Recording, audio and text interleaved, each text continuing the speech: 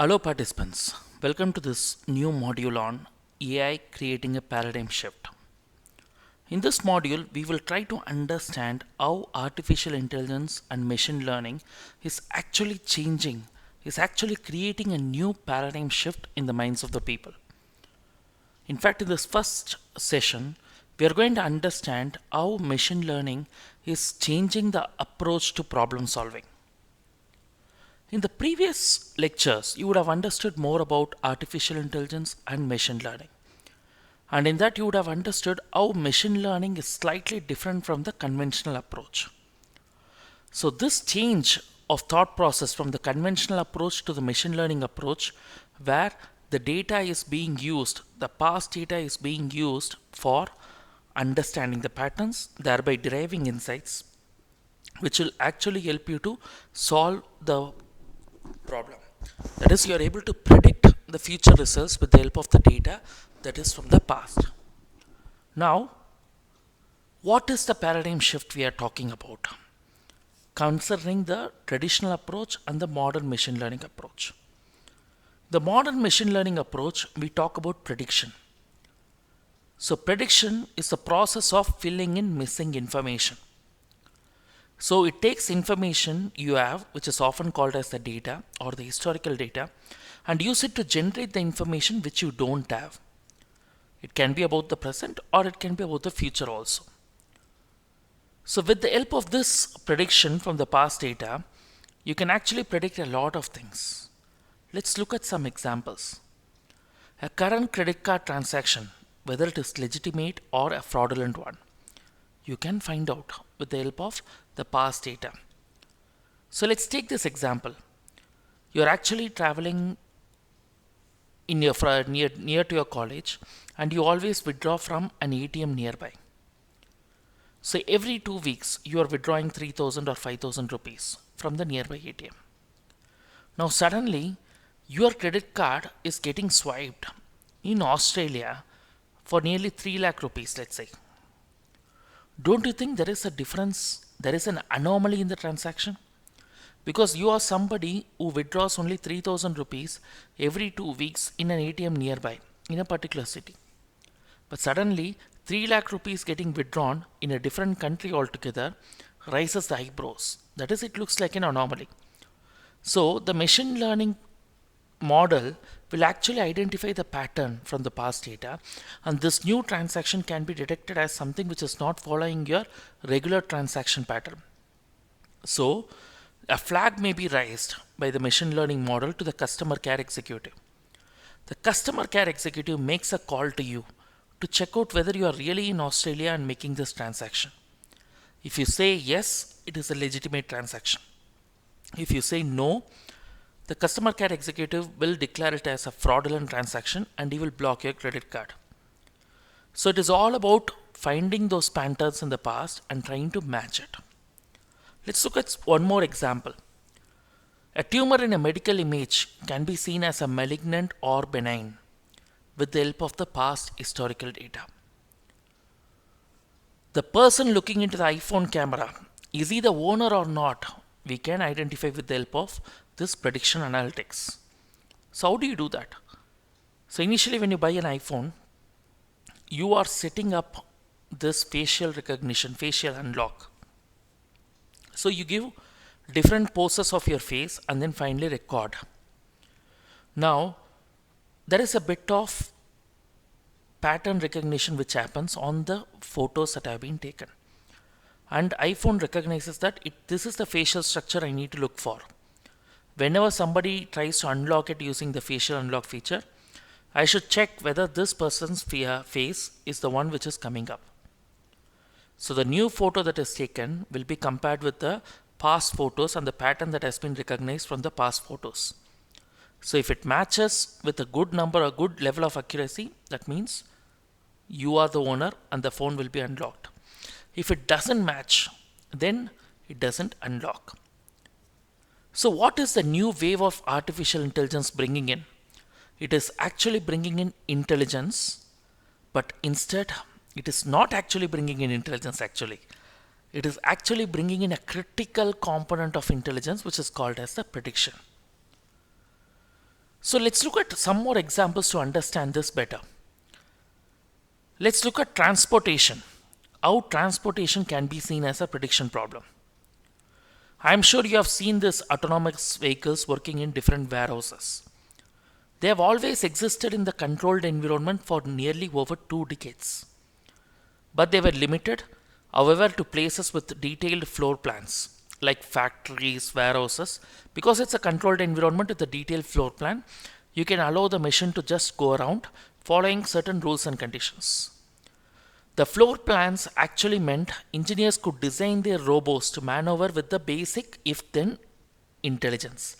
That is, you build in a robo with a basic if-else logic saying that if a person walks in front of the vehicle, please stop. If the shelf is empty, move to the next row. So this is something which is relatively easier for an autonomous vehicle to do. Correct? Now can you take this autonomous vehicles and put it on a regular city street? Do you think it will work out? Definitely it's going to be a challenge, right? Because too many things could happen. Too many if-else scenarios which cannot be coded possibly. So autonomous vehicles could not function outside a highly predicted controlled environment until engineers reframed navigation as a prediction problem. That is, instead of looking at it as a conventional problem of if-else business logic, can I look at it as a prediction problem using machine learning? If I have to think in that direction, how should I think? Instead of telling a machine what to do in each circumstance, engineers recognized that they could instead focus on a single prediction problem, like finding answer to this question. In this situation, what would a human do? Now, when you try to find answer for this question, you're actually trying to solve the same problem in a different thought process altogether.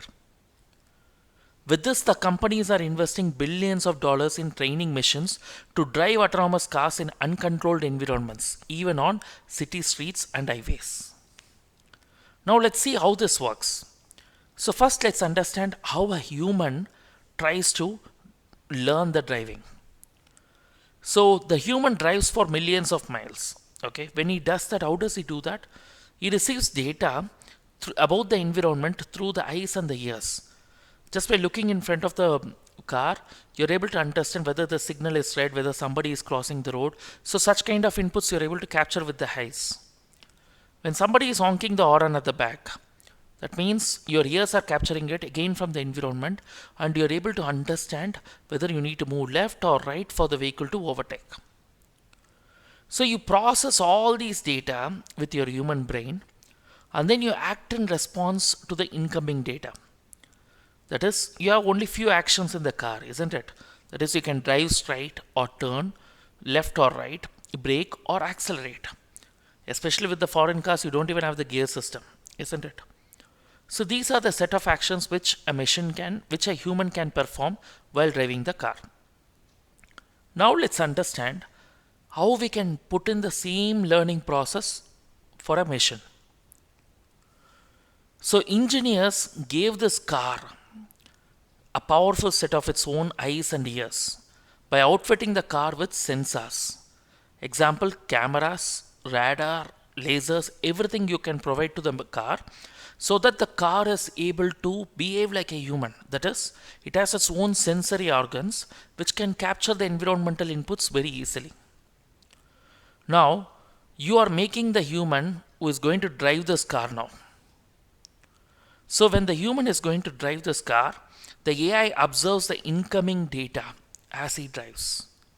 And simultaneously, it also observes his actions.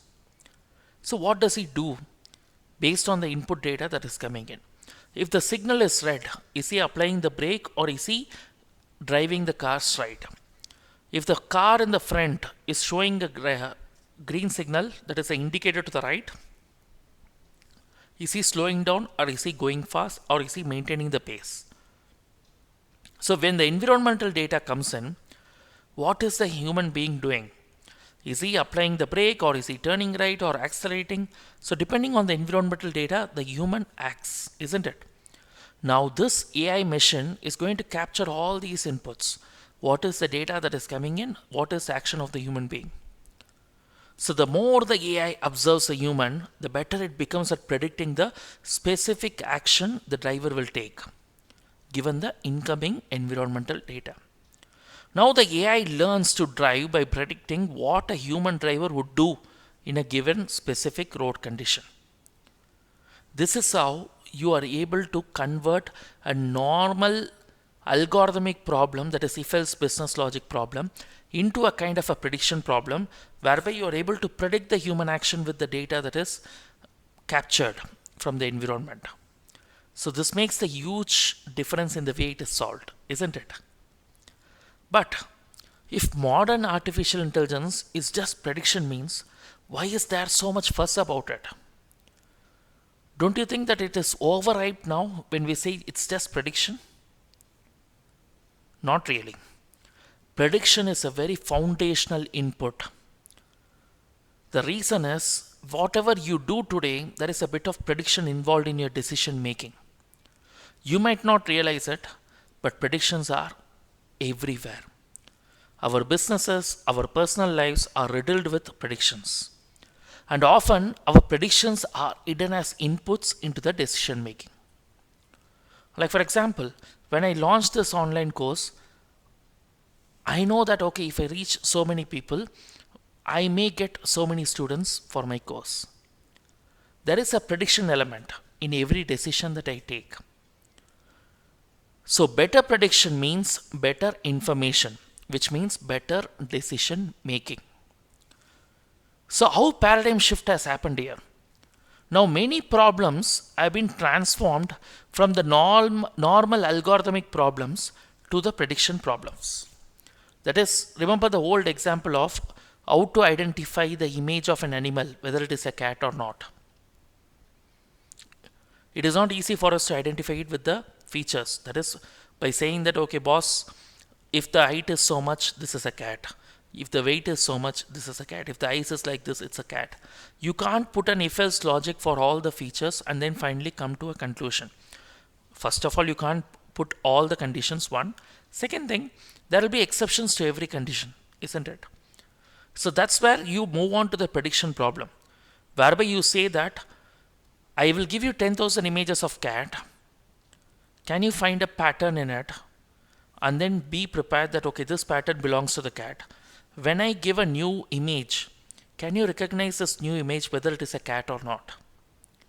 So from the data that is available inside from the past, you're able to recognize a pattern, and from the pattern you're trying to check whether the new data that is coming in, whether it is a cat or not, whether it is matching the pattern or not. So this transformation, this shift is happening now from the algorithmic problems to the prediction problems. And machine learning uses probabilistic models to actually solve these problems. That is where the real change is happening. So I hope you have understood how the paradigm shift is happening because of artificial intelligence. And this is importantly the reason why AI skill is very much needed in the market. Machine learning is very much needed in the market to pick up all the old unsolved problems and start looking at it with the new lens of prediction. Can you solve this problem with the help of the data that is available? Can you think how a human would react? Can I mimic an human action and solve this problem? So people have started thinking in this direction.